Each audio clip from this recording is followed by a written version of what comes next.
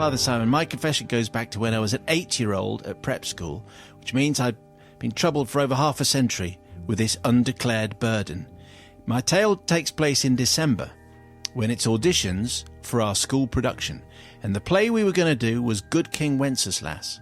On reflection, an unusual choice, as it's a limited story with only one known character, which is the Good King himself. On the day of the audition, I was one of a class of little girls who all sat excitedly cross-legged in a room festooned with the costumes we would be wearing. It truly was a magical sight. There was the magnificent brocade outfit laden with braid and buttons and flashes of scarlet, along with the golden and bejewelled crown designated for the lead part, the good King Wenceslas himself.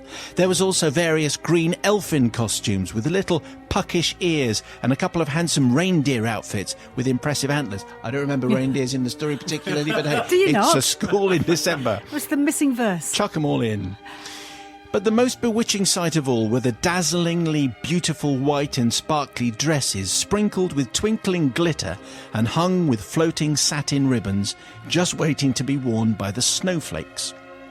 Then, over in the corner, lying dejectedly, was an early version of a red onesie, but without the benefit of modern stretchy fabrics and bereft of feathers, destined for the part of the Rooster. Again, can't quite remember where that fits in, but it doesn't matter. Yeah. Chuck him in too. Such a tender age, I had yet to decide between a career as a nurse, fireman or princess. A life of endless possibilities stretched ahead, perhaps even as the next Dame Judi Dench. But I think I knew even then that I was probably not made of the right stuff to be the star of the show. In any case, I was overcome with the anticipation of wearing one of the wondrous outfits for the part of a snowflake. As the allocation of roles got underway, no proper auditions necessary. The tallest and bossiest girl got the lead as the king.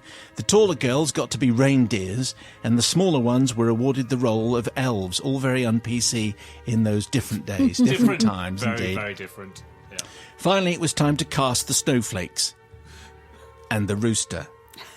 When asked for volunteers to be snowflakes, 5 eager hands shot up. Our teacher, Miss Fance, explained there was only a requirement for 4 little snowflakes, but none of my fellow thespians showed any sign of withdrawing. Miss Fance pleaded for someone to drop out, but I think it's fair to say all 5 of us would have killed to ensure that we were chosen, and so reluctantly Miss Fance had to have the casting vote. Now that I'm an adult, says Sarah, I can see she might have thought that she was being well-meaning in her rationale when she announced that I, as a farmer's daughter, should be the rooster because I would know how to crow. Oh. Needless to say, I was devastated by her judgment and was immediately overcome with a great seething at the injustice and unfairness of it all. On the day of the performance, there was a great buzz of excitement as family and friends took their places in the audience and all my classmates donned their finery. Except me, of course, in my ill-fitting, moth-eaten, bedraggled red onesie. I was a sorry sight. In the play, I was to appear twice, the first time being when I was required to stand in front and cock-a-doodle-doo. I'd been practising, and it's a talent I'm proud to say I've carried into adulthood. This, however, was merely a prelude to the starring moment when the snowflakes would flutter onto the stage and do their twirling and their pirouetting in their magnificent costumes.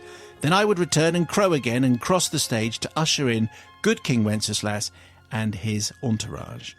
Finally, the lights went down, the curtain went up and the play got underway. It all looked very theatrical. Very soon it was time for me to go on and do my first crow. I should add that my classmates who had got the snowflake roles were previously my best friends, but had now become terrible divas, and enjoyed laughing at my costume and my misfortune at every opportunity. I stepped out from the wings and stood alone against a wintry backdrop. There was an audible and pitiful murmur from the crowd, most parents so relieved it was not their child in this lamentable role. Nevertheless, I threw my head back and did a passable imitation of a cock crowing, and then something odd happened. In that moment, time froze, and I took the sudden and inexplicable decision not to head back to where the nervous little snowflakes hovered waiting to make their big entrance. Instead, I went to where good King Wenceslas and the reindeer and elves were gathered, and urgently gesticulated to usher them onto the stage instead. There was a lot of anxious looks and uncertainty, but I was quite commanding, and in the absence of any other instructions, they proceeded to go out in front and carry on with the play, effectively writing out of the performance the part of the snowflakes. Sorry about that, guys. I have no idea how this escaped Miss Vance. She was obviously too busy basking in the expected triumph of her production to notice.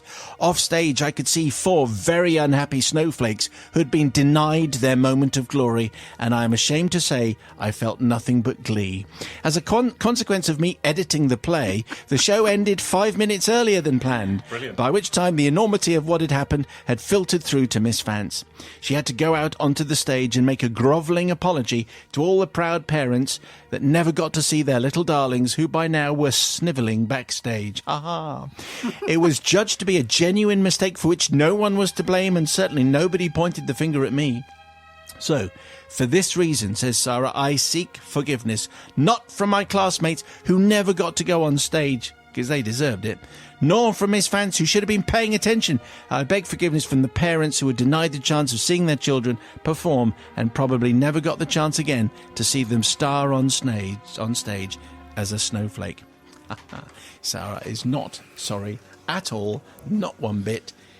Quick thinking from the Rooster there. Just if I do that, they don't get to go on stage at all in this well-known play of Good King Wenceslas. What do you say, Sister Bobby? Well, normally I'd say, nah, come on, that's not allowed. The thing is, they were mean to you.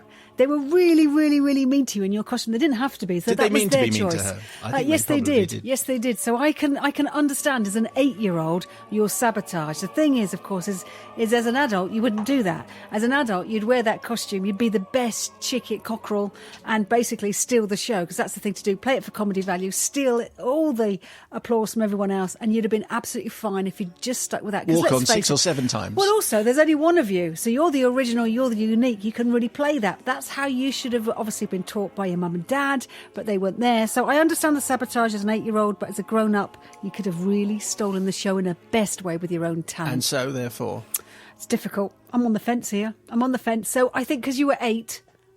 I'm come on, no, Pie. I'm not. I'm not actually, no, because it's still not very fair and it's not very So honest, therefore- and you ignored your teacher's instructions.